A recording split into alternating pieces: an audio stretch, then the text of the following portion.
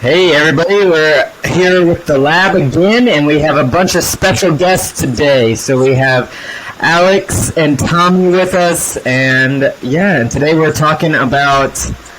Do we want to talk about the podcast or the subject, or you want to go ahead and dive right in with our question that we're covering today? But overall, I got a question concerning, PEDs, and that's something that's, very much so talked about in the sport of bodybuilding, but pertaining to trans men specifically. But I think first, we have Alex and we have Tommy here. So how about we have them introduce themselves first? Whichever you guys want to go first, just go for it. If you want me to start. So I'm Alex Tilinca. I'm 22. I'm from New York. I'm transgender. I think that's something we all share. No, we were all pretty good looking, so it's hard to tell, But that being said, I'm kidding. So I'm a transgender man. I'm 22 from New York. I am a competitive bodybuilder. I compete in classic physique. I've been bodybuilding, pretty seriously now for 6 years, since I was 16. I'm very grateful to be here, and I'm very flattered that you guys wanted me on here. Hell yeah, man. Thanks for coming on. Mm-hmm. All right, Tommy. Tommy, let's hear it, man. So I apologize for the poor sound. So my name is Tommy. I think I'm 44 years old this year. I've been competing in bodybuilding pre-transition. So I'm pretty versed in the bodybuilding world. I've competed pre and post transition. Done okay. Would like to go back once I get the opportunity to. But I've been working as a personal trainer since about 2010. I currently have my own personal training company for the last two years. We do online training, but mainly in person is usually where I do most of my magic. And I've been transitioning. Let's see. I think I'm horrible with timelines. I just saw a picture. I really am. I'm really bad. Actually, what happened like 3 days ago, I don't know. I'm transitioning since 2000. So, it's been a pretty happy life so far. Awesome. Cool. Well, thanks for coming on as well. The topic. Should I just dive into it? Should I ask the question that kind of sparked the idea for this conversation? Yeah, let's hear the question. All right, cool. So, question. Do you or have you ever utilized PEDs? There are a lot of trans mask bodybuilders using them, but not being open. I think it gives people false expectations. So, first thoughts, anyone? So I just want to quickly chime in before everyone speaks that I think that this is it's something that people talk about a lot now, but I just want to make an emphasis that, transgender men have been doing this for quite a bit now. It's just with the emergence of social media, it's put more in the limelight. And there's a lot of issues that go on with laws around social media, the things that you can do, the things that you can't say.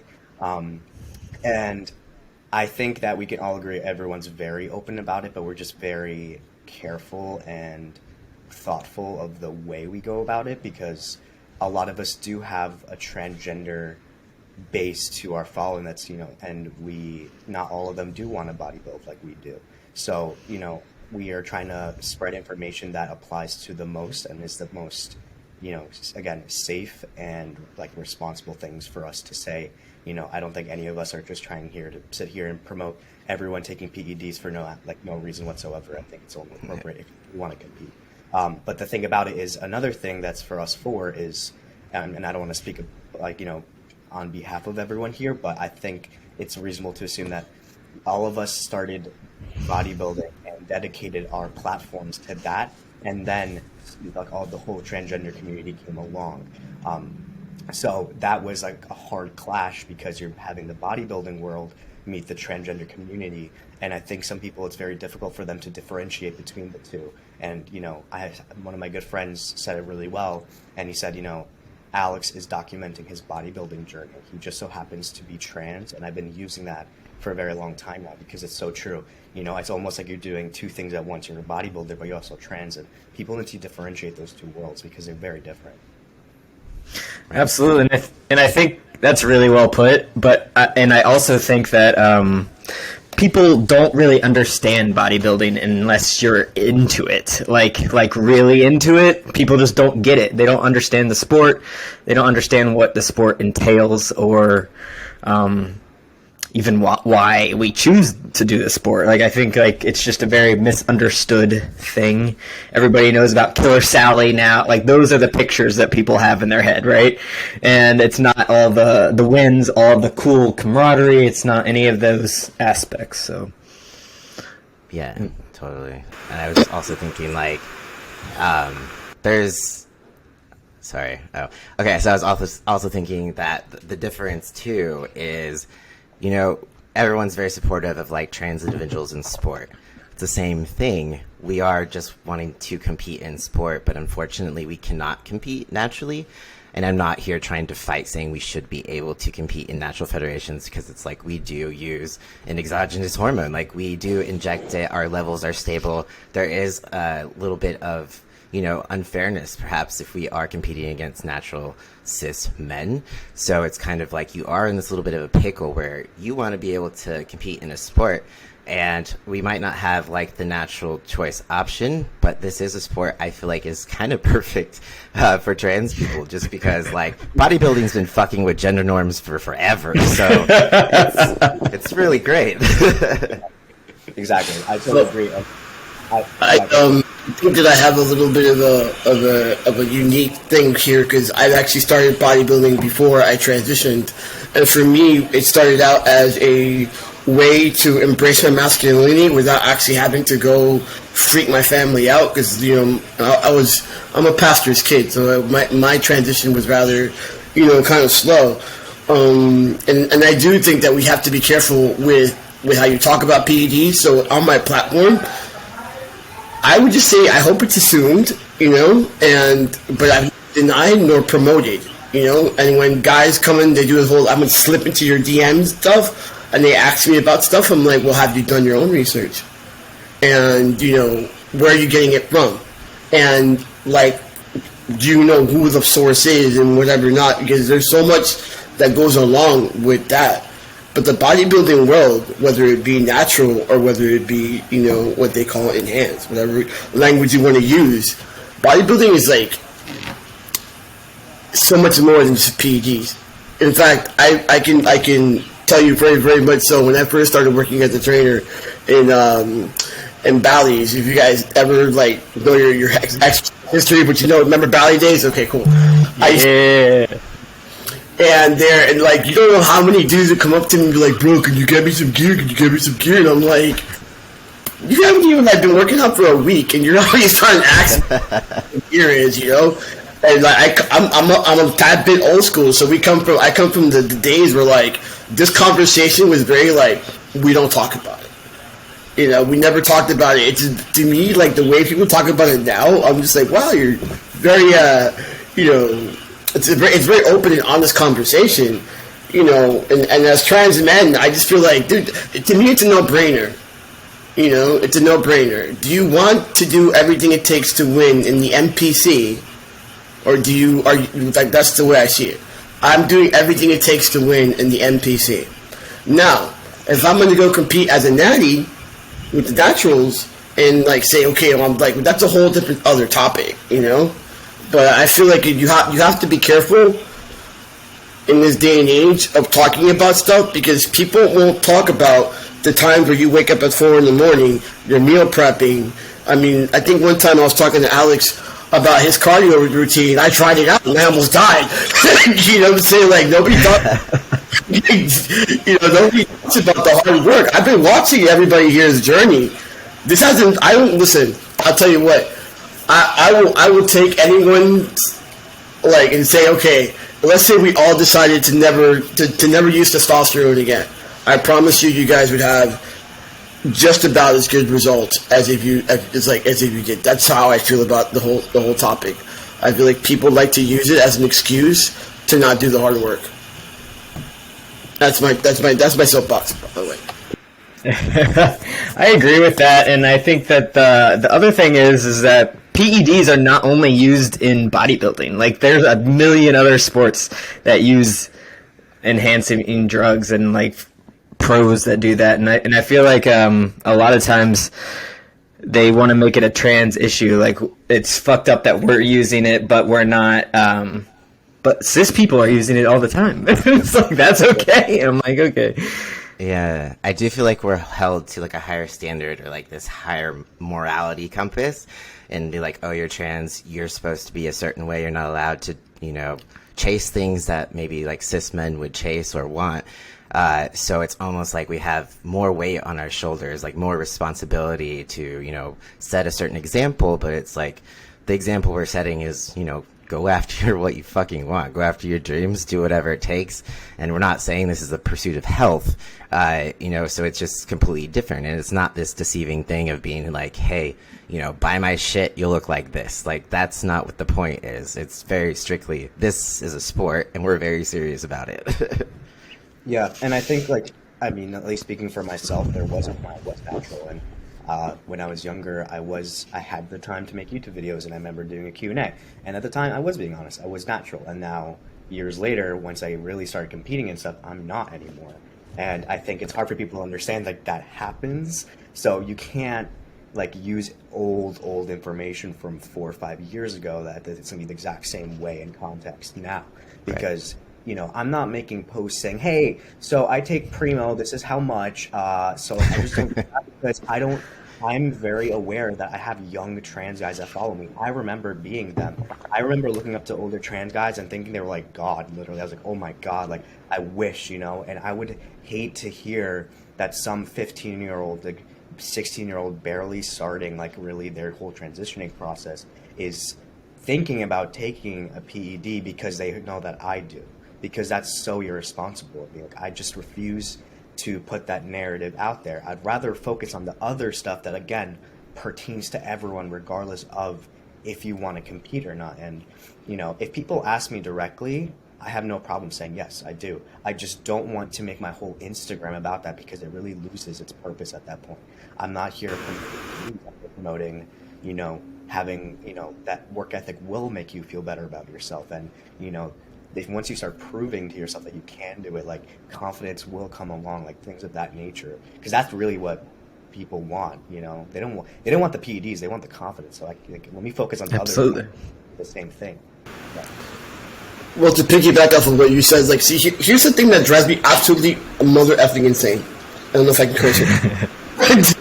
Yes. This is what I get mad at, right? So in my entire life, what I find so awesome about this day and age, that there's a plethora of information, right?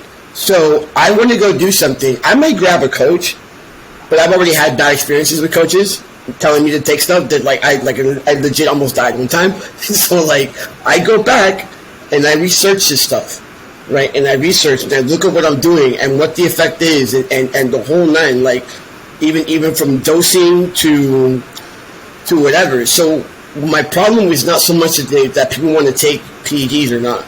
My problem is that you don't want to get educated on PEDs. If I want to take a prescription from a doctor, it comes with, this is how you take it, and these are all the side effects.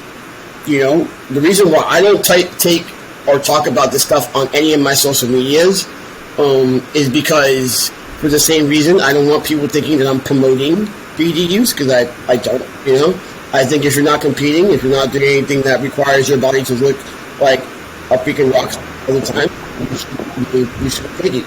You should do it the natural way. There's not much difference. It just takes longer, and you have to be a tad bit more strict with your diet. I just think basically what I'm trying to say is that you have to get educated beyond what you see on the internet. Like, you have to literally, like, read books and get yourself educated about the topic. And two, as much as people would love to think this, there is no magic pill. There is none. Yeah. You know, yeah. I think that's what people misunderstand. They think that the drugs is what makes bodybuilders, and I'm like, that's bullshit. It is a lot of fucking work, dudes, and I mean, you all know, like, you guys are like the biggest people I know, like, trans guys, so like, you guys are the best bodybuilders around, so like, it's fucking dedication, it's fucking hard work, and people just don't want to think that. They want that escape out, right? So they want to say, I can't look like that because those guys take PEDs and I don't, and I'm better than that or something, right? Yeah. And I'm sure you've all got that shit before, that hate, and it's a bummer because this, Cody and I have talked about this so many times. We're like, fucking bodybuilding is made for trans men. They're short.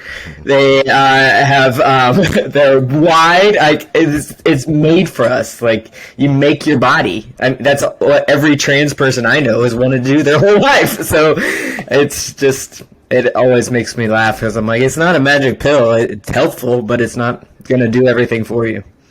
Yeah, I think I always feel like the most frustrated when people think that you only look like how you look because of the drugs. It's just nothing else. And then it's just like, you can be like, okay, try this, take everything you want, see how that works without changing anything else, without going to the gym, without getting your diet dialed in. What's going to happen? You're probably just going to gain a shit ton of weight, and then you're just going to be very unhappy. Well, I think we live in a time where people just want that instant gratification, especially like with social media. 100%. Like all this like instant, like I have like 3 seconds of patience and time. But I think again, like we've all been doing this for years, and people need to respect that this is a time game. This is a marathon. That you're like, for example, if someone came to me and they're like, oh, well, I've been eating this certain type of way for years, but can I lose it off in like 3 months? I'm like, no. Why do you think that what you've been doing for years can be reversed in 2 months? It's just not, it's not realistic. And I think, but that's what should be the beautiful thing about it, is that it does take time, and you're going to meet people along the way that maybe they're not transgender, but I swear to God, people in the bodybuilding community have understood me the closest to a transgender person, because they're doing the same thing. They're like, I want to have control over my body. There's things about my body I don't necessarily like. It's very subjective, but it is what it is. And, I want to change that. So like, I've always related really well to a lot of bodybuilders, and like most of my friends that are cis men are bodybuilders, and they don't think what I'm doing is weird, and they're not threatened by me because they're very secure in themselves as well, and we're just doing the exact same thing. And I think that's why so many trans guys are drawn to the gym, because of that whole idea of like, possibly having a community outside of yours that will be cool with you, because it really, at least for my experience, maybe I'm just lucky, but I've had really great experiences with the gym community around me. And everyone, and like, it's funny because everyone that knows me in person, like they always say like, Alex is an open book. I'm very honest. But, once you go onto social media, which is very public, like your information will go everywhere and anywhere.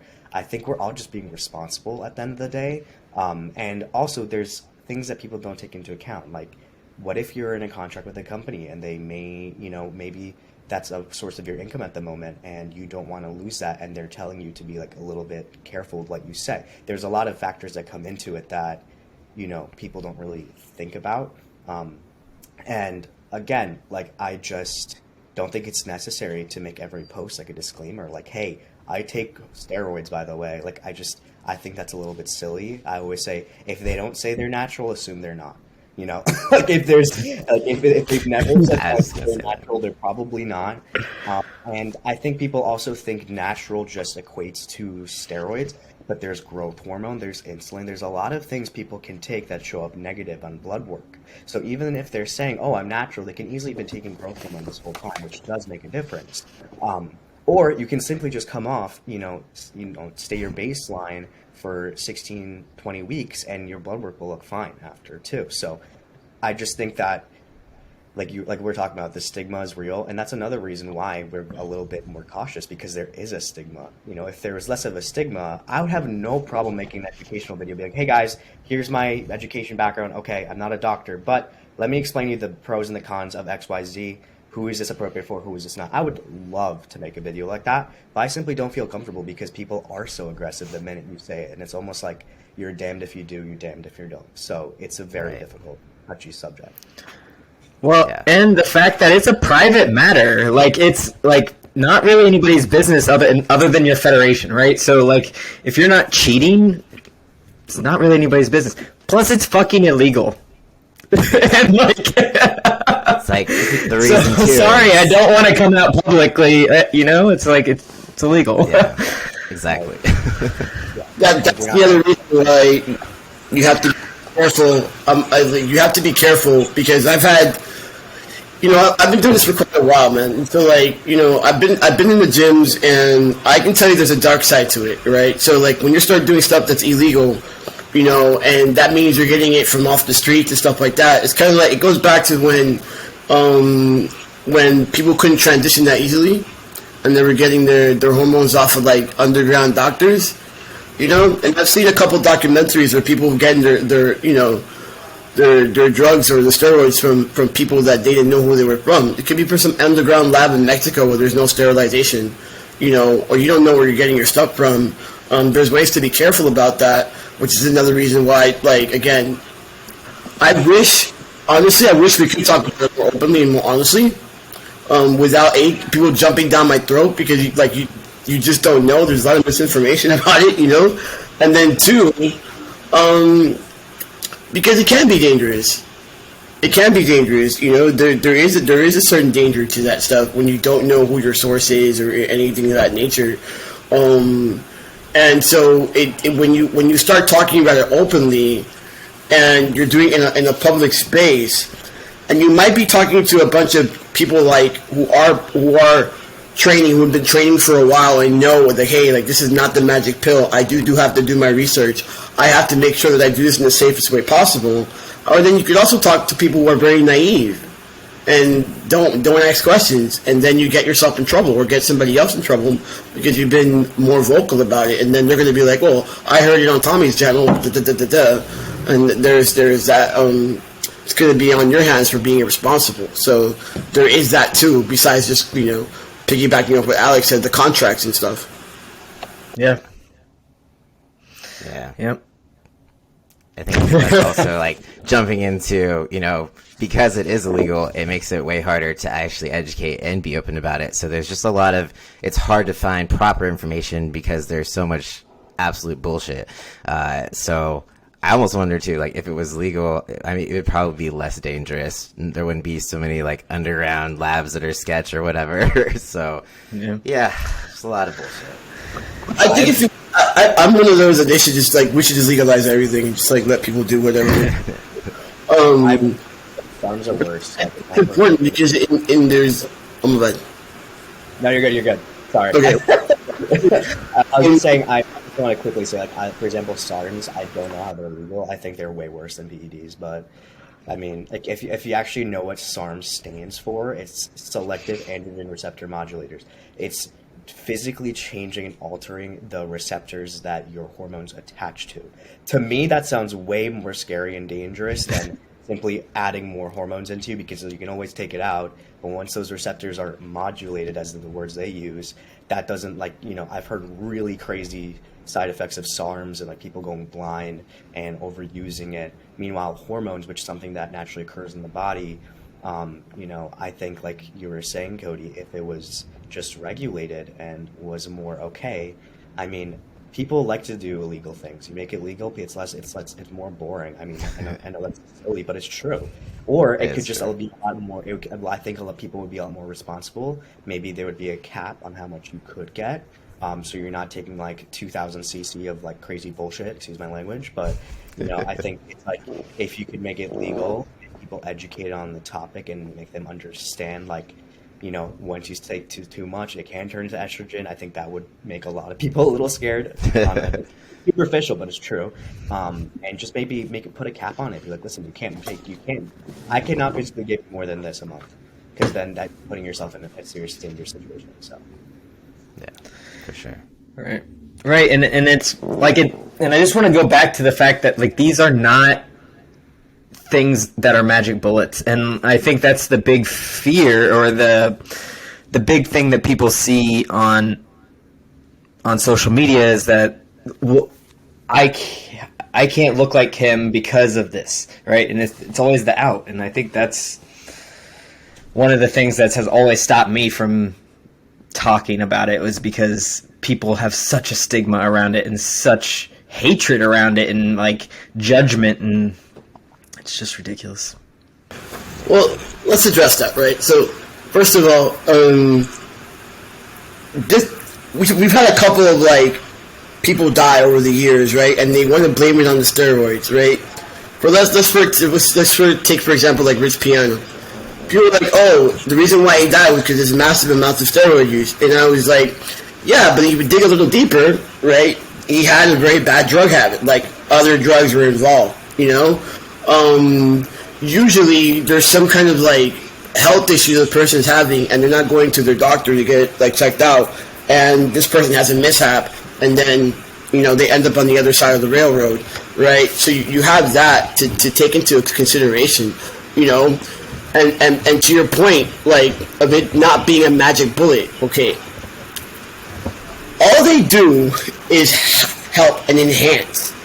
And I'm going to compare it to like smoking weed, right? Because at one point or another, I'm sure everybody here has smoked weed. If you haven't, I'm sorry you haven't. I am in recovery. I don't test it anymore. But like, you know, you smoke a joint or whatever, and all of a sudden, whatever you're going through gets enhanced, right? You're having a few drinks with your friend, and what would normally be really stupid and boring gets enhanced, right? So basically, if you do not have the work ethic of like getting to the gym, really killing your workouts. I'm not talking about like, oh, we're going to do 3 sets of 8, you know, like you're adding some drop sets, some cluster sets in there. You know, you're like really like in the zone. Like you have the whole gym is completely off because you're just so in that. I don't care what you're taking, it doesn't give you that work ethic. And for me, in order for me to get to championship level, or when my body fat's like really, really insanely low, or even my first 200 pounds, dude, I'm so sorry. I was pounding in 5,000 to 7,000 calories at one point. I would never suggest that to anyone. Don't do it. It sucks. But I did that. And I didn't do it because I was on PEDs. Like, that was, you know, like, I did it because I was, like, that hungry to get to 225 pounds. And my coach told me to do it. Right? And so what I'm saying is this. You know, there is no magic bullet. Be careful, you know. If you are a person who is, like, drinking and taking other stuff, and then you're gonna decide to do a cycle along with that, you're just knocking on death's door at that point. You know, you have to be careful. And that's all I'm gonna say for now. And I think the other thing, like when you mentioned, especially with Rich Pina, like if I know when we've talked about it before, when you're cycling, you are really careful about going to the doctor because like your labs will look different, and it's like something that you have to be aware of. And then like people who are on PDs a lot of times get their blood tested way more frequently than people who are off. I'm sure you all know. Like we get blood work regularly and like do take care of ourselves in different ways. And I think that's another thing that people don't think about. Yeah. There's like a more responsible way to go about it. So, right. Yeah. No, it's okay. I have a really bad habit of doing that. I'm sorry. I'm like, wait, no, okay. I was just gonna say, I think people are just scared of things they don't know or understand. I mean, look at the gender community. Like, people are just simply scared of us because they don't understand us. They don't understand, like, why we feel this way. It's the same thing with PEDs. People don't understand, so there's, like, they get aggressive. Like, that's almost like a very primitive things about humans, is we're very like tribal like that. If someone is kind of sticking out of that tribe, then you're a target, you're an enemy, right? So I mean, it's the same thing with PEDs. It's something that is not very common, it's not very understood, and unfortunately it isn't regulated, even though I think it really should. I think all bodybuilders that are professional bodybuilders should be getting more help from the federations. I think that they're, you know, for the amount of money and like all the expenses we go through to do this and step on that stage and make them money too, I think blood work should be something that they do offer for their athletes, at least on the pro level. And I think that's another big issue is the federations themselves. While I'm very grateful that, you know, the NPC is allowing me to compete in the IFBB Pro, they're open to this. I think at least I really do believe that for at least their pro athletes, if you're a pro athlete, they should be doing a little bit more. They, you know, the margins they make at these shows are quite high. And setting up some type of LLC or like limited like S Corp would not hurt anyone, just to get some blood work and just basic medical health for some of these bodybuilders that don't make that much money. Yeah, for sure. Well, and it kind of And it kind of goes back to everything. Like, no supplements are regulated at all by the government, at all. So, like, people talk about PEDs being bad. Like, well, do you know what's in your whey powder? Like, where are you ordering that from? Like, you know, because, like, so this is kind of an aside, but I used to be in food regulation, so supplements were always a hot topic because they're not regulated. But there's a lot of risk in those, too, and people don't talk about that. And I'm like, okay, so you're going to just pick and choose what you care about. So... Yeah, or someone's like totally okay with going on a binger every weekend, but you know, PEDs are a big fat no. Like that's just not good. Trying to think something new out there, like, you know, right in a post, you know, that bar or a club or a rave. That's definitely safer than what we do.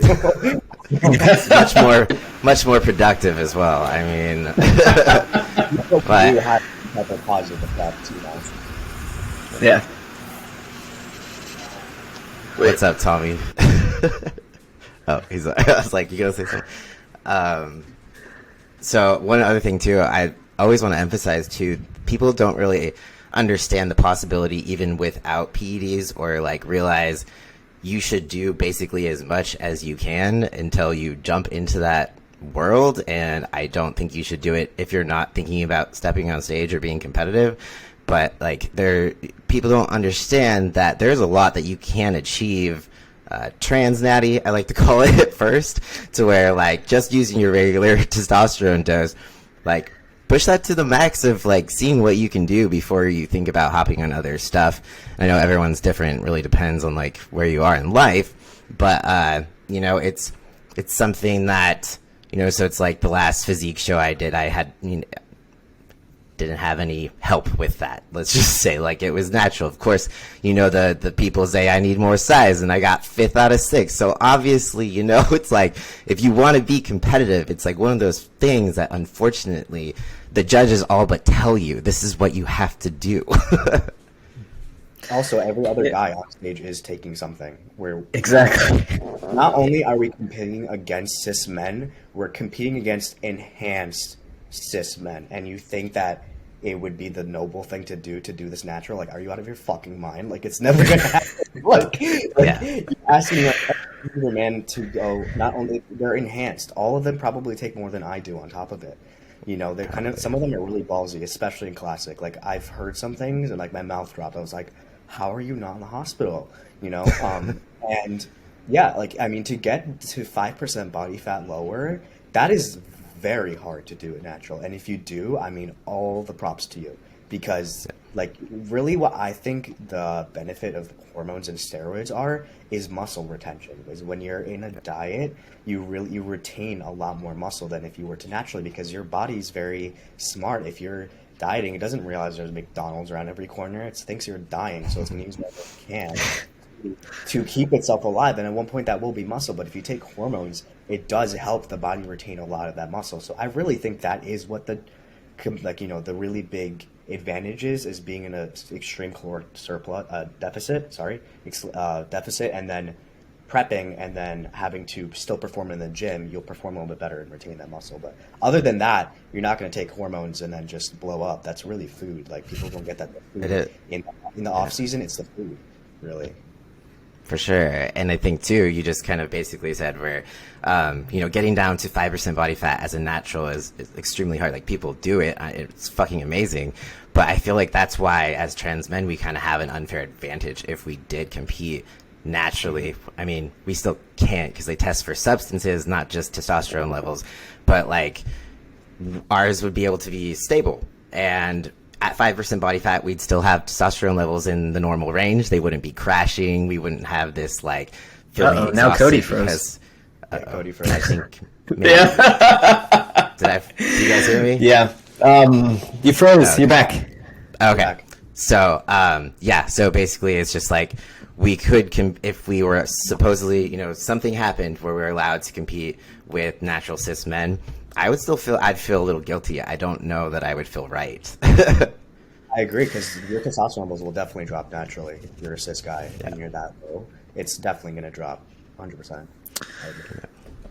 Well, and it's just like, and it's just so it's unfair for the trans community to say that we belong in every sport, kind of going back to what you started at the beginning. if we're not allowed to do exactly what everybody else does in the sport, right? It's kind of silly. It's a little transphobic. It's a little transphobic, yeah. Well, and I think also, and this I've talked to Cody about it a million times because it's one of my main baggages. Like, so I'm mid 30s, and I'm like, I have so much things I want to make up for that I didn't start when I was young because I transitioned later in life. And it's like, I need to do this quickly. There's only so many years in bodybuilding I have left.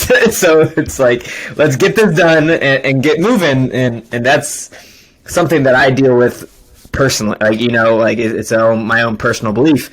And being enhanced helps me do that and fulfill these dreams that I've had and want to see fulfilled before I'm over masterization, you know? Yeah, I feel that too. Yeah, and I think that's something for me that's why I think I get a good amount of shit on, is because I'm young. Like, I'm 22, I'm very young, but again, I've been already doing this for 6 years. So even though I started young, the time is there. I'll be really honest on my timeline. I started taking hormones when I was 20. So from 16 to 19, I didn't touch anything. The first time I competed, I was 18. I did that natural. It was fucking brutal. I lost so much muscle. I did very well, but that horrified me. Honestly, it was so difficult. And people like that I really did like straight cut. But after that, yeah, I realized, I'm like, okay, because they say the same thing as they said to Cody, you need more size. And I was like, shit, like I need more size. Like, you don't realize how small you are until 5% body fat. You have like no ass or calves, and you're like, shit. And like, you know, so, and you know, I think that's another thing. Is like, oh well, Alex is so young. Like, isn't that irresponsible? I'm like, no, because I'm grateful that I found my passion so young, and I just so happen to be my age. Like, everyone's timelines are different. You know, if you're starting in your 30s, that's just as valid. I start very young. That's great. You know, they both have their different pros and cons, and you know, and again, because I'm so young, because I'm 22.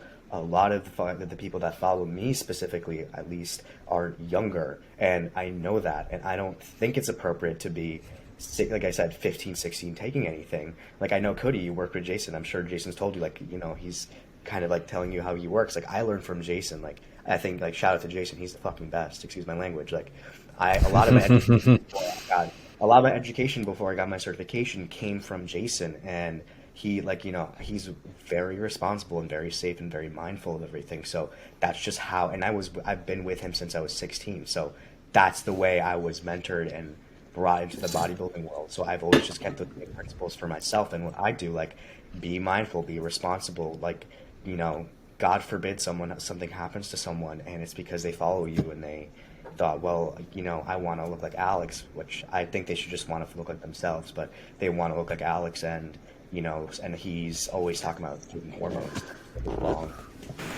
Yeah.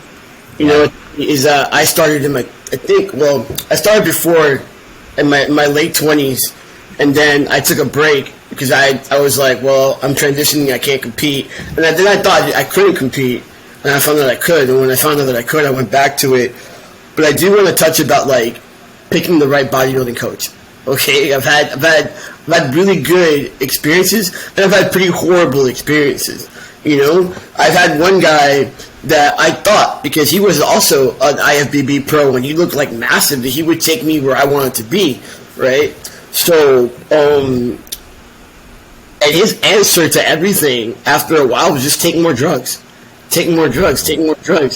And then he dipped out on me, right at the end of our like right after my show. I was supposed to do another show with him, and he dipped out. He was like, "Yo, I'm gone," and he didn't tell me how to, like, post cycle or what I was doing or anything like that. And so I blew up. I was 170 pounds on stage, and I blew up to like 200 something in about 4 or 5 days.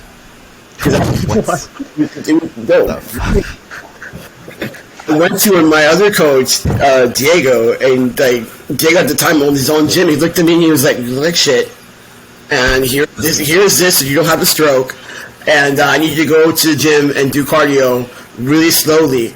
It hurt to do cardio. I was walking in a 2.0 mile. It hurt to do that. And those are the things that we don't talk about, right? When you pick out a bad coach, right? And so then I got Diego. Diego was able to get me healthy. First, we worked on my health and got my numbers right and whatever. I had to like get good blood work. And then after we did my blood work, got me good. Then we started like again slowly getting me back up, and I competed in 2018, and I did fairly well. I got like third place in men's physique, and like classic physique is like this hit or miss because I have the body for it, but when I'm competing against these guys who are like 3 and 4 times my size, and I don't know, man. Competing in Miami is like a whole different thing. So I'm not sure if I want to gain another like 60 pounds because that's what I'd have to do to be competitive in classic physique here in Miami, you know. But if you don't pick out the right coach, again, and if you don't do your own research, and somebody's telling you to take certain things, you know, and I had a good base. You know, we're not talking about someone who's like, you know, the skinny mini. I think by the time my coach got me, I was 190 pounds at like 12% body fat. So we had a good base, you know. But when we were done, I looked good for like a couple of days, and then like I said, I blew up. You know, and I took another coach that knew what he was doing, that actually had a bad experience. He was 215 pounds and had a stroke. So he knew the importance of me being healthy and how important that was to me while I was competing. You know, so if you're going to compete and you're going to mess with these things, you are a grown adult, do what you got to do, what you want to do, but make sure that whoever's guiding you is looking out for your best interest and not just their pockets. Yeah.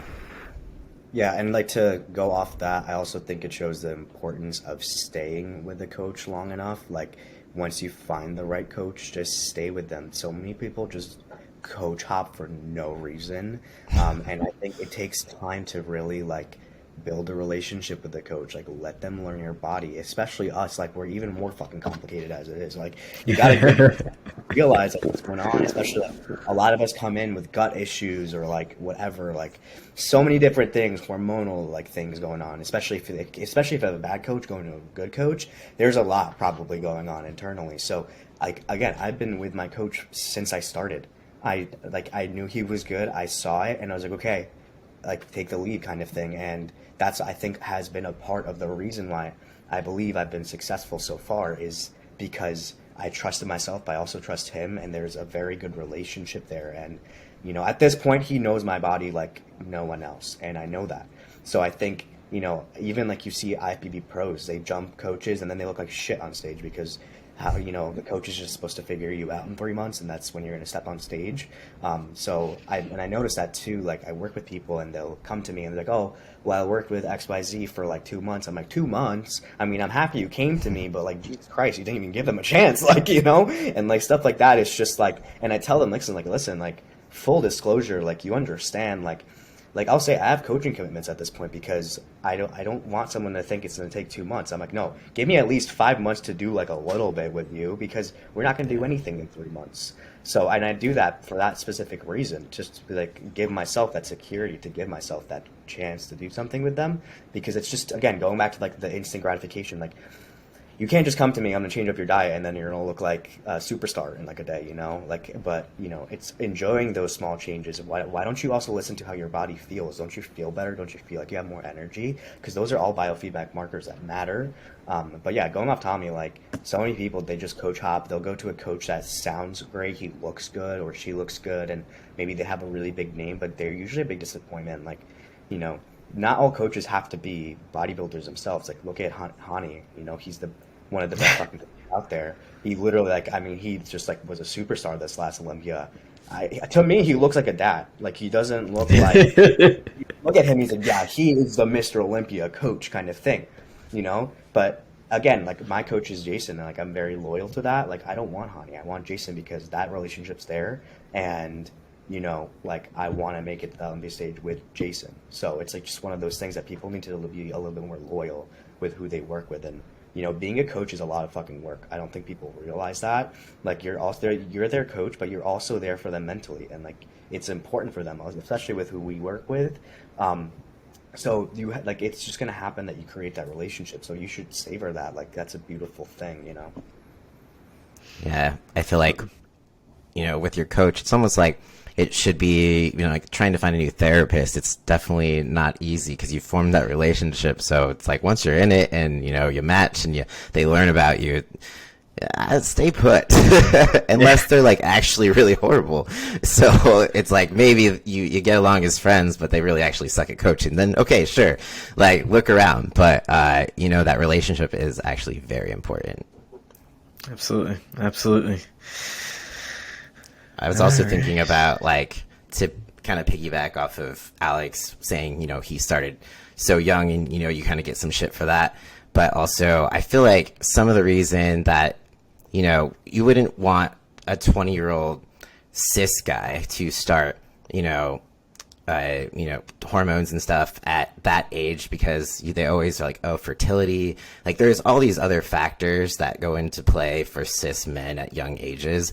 But we kind of, once again, Already blew that up.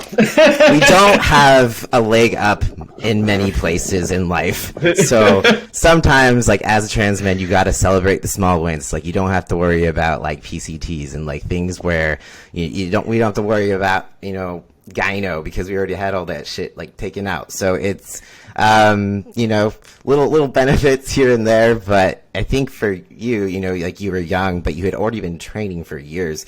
So it's like your training age was still appropriate, even if you had a young age. Mm-hmm. Exactly, and like I agree. Like the one thing I would say trans guys do have a advantage in is that PCT and blood work because we just go back to our endocrinologist dosing, do like just more of like a kidney liver detox, and then we're good. We're not like, oh my god, can I have a baby? Because I've kind of gotten like over that for a very long time now. So, like it's just one of those things that it's part of our transition process, and there are guys that are cis guys that are infertile that for them they're like, fuck it, I don't care either. So it's also like going to the whole idea of genetics. I mean, sports is all genetics. Like it doesn't matter what's like. I'm 5'3". If I was to be like, yeah, I'm going to play basketball professionally, they'd look at me like, are you out of your fucking mind? Like, it's just like, it's every single sport has some type of genetic component to it. And I think, like you were saying, Cody, and like everyone here, like, bodybuilding is perfect for us. It really is. I mean, like, everyone on stage is short as shit. They have big legs. It works for you, like, because naturally we're going to have our legs grow pretty quick. And I think it's like, it's a good thing. Like, if you don't want to do the hormones, that's fine. You don't have to want to make it to pro level and like have these crazy dreams that are very difficult and require sacrifices, including PEDs. If you just want to compete or look good for yourself, go for it. I think it's such a great tool for at least masculine trans guys to have some closure with themselves and feel like they're in control. Like that's what my whole Instagram is about. Like just being like, listen, like I know I appeal to very masculine trans guys, and that's okay. I'm not saying every trans guy has to be masculine to be valid. It's just who I am. I'm representing myself. I'm not saying I'm the only way, period. That's very ignorant. But, I have all these very masculine trans guys that follow me, and I just want to, like, give them something to be excited about. Like, listen, the gym's right there. You want to be masculine? Go for it. Like, that's really the only thing that you're not doing, that you don't need all this shit to get there. Just go to the fucking gym. It's right there, and it's really that easy. Right, and just to go back to it, we are competing in a sport. It's very different than just transitioning, right? So I think people blur those lines so frequently is that they just think this is part of our transition journey or whatever. I'm like, no.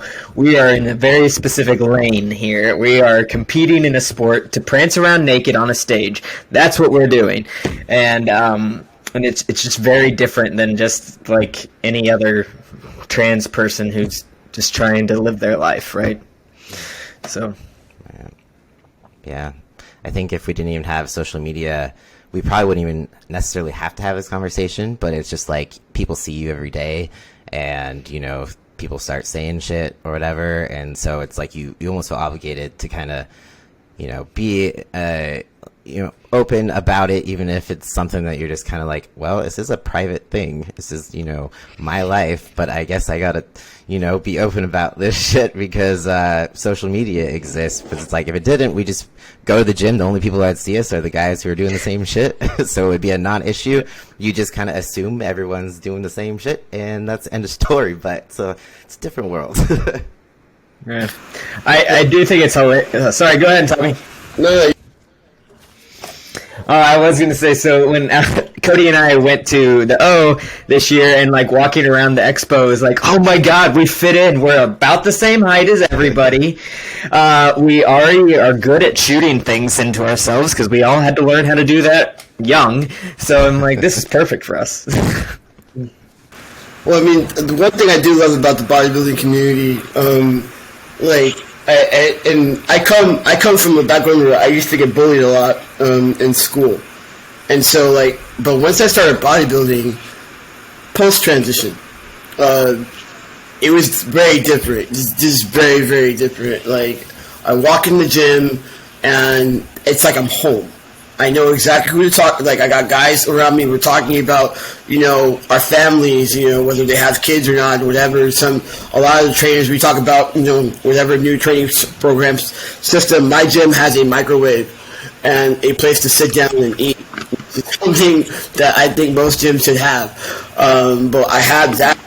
It's just like there's a lot of camaraderie within the bodybuilding culture. Unfortunately, because of social media, you got to tell people everything nowadays. Like, you can't keep anything private.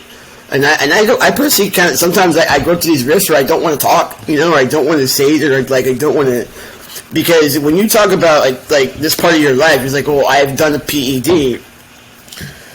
People don't ever take into a fact that hey, I'm competing, and I'm a trainer. I don't work a job, or tell me who wants a fat trainer. And I hate to say it really out loud, but for the most part, trainers get put on this really, really high pedestal. Let me gain 5 pounds, and one of my clients not look at me and be like, "Hey, what's wrong with you?"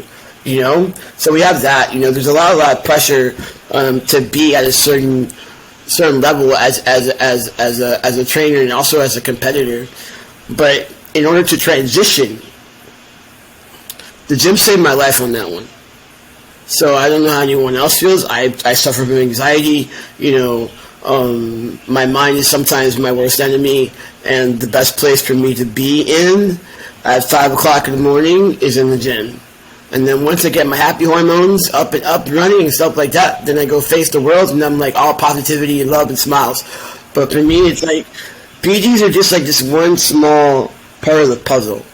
It's really small, right? Comparison to the meal prep. I have to learn how to cook, which is I'm still struggling with to this very day. Getting my programming right? What am I going to do in the gym today? Is it upper body? Is it lower body? What's my goal? All the structure that takes to be able to do that, and then juggling a social life and having a business and having all this other stuff, in order to be able to do the things that I love to do and be in the gym 3 hours a day and not have to worry too much about it. There's that part to the life. The PED part is just so very, very small. And if people could just realize that there's people who talk about it because people think you can't get results without it. But that is not true. You can. It just takes some time, some patience, but you can do whatever you want to do as long as you want to do it. And it still takes time and fucking patience with PEDs. Yeah, it is not quick. So no. Any other closing thoughts or things anyone wants to address before we close it out? I would just tell people to do your thing. Don't let people's actions guide yours. That's absolutely silly. Just because I do one thing doesn't mean that it's right for everyone. And just because you do something doesn't mean it's right for me. I think everyone needs to respect boundaries and respect adult grown-up choices. And always think before you come at someone and, kind of accuse them of things. I feel like social media platform is just full of it. People barking left and right and at all these accusations without really seeing the full picture.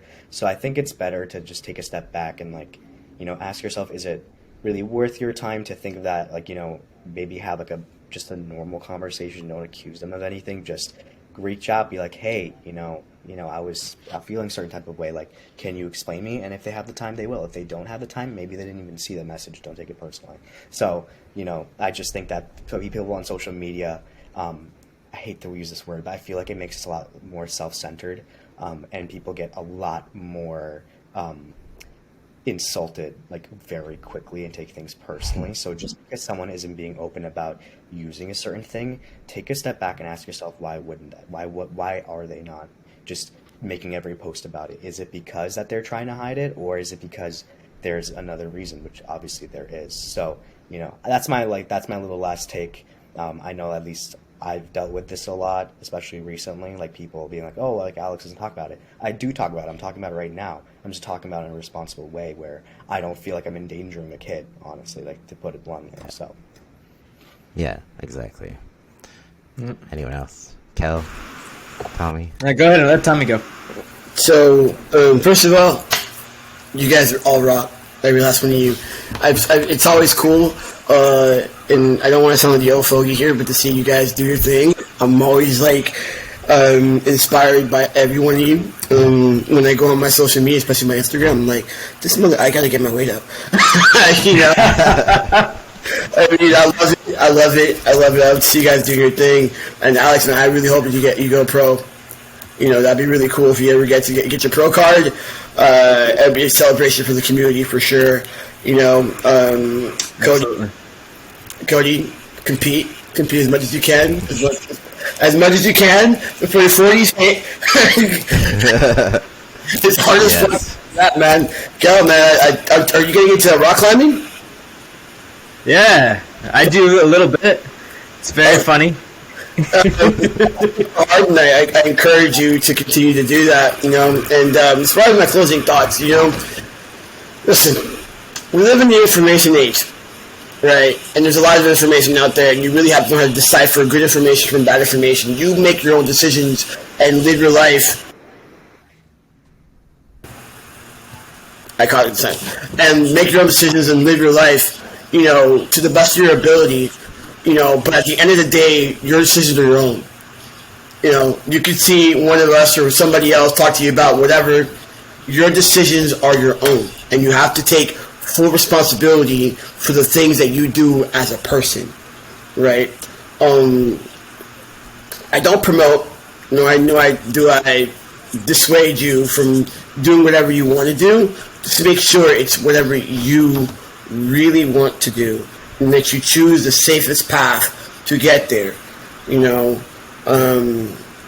Otherwise than that, I hope you guys have a blessed day. That's all I'm going to say.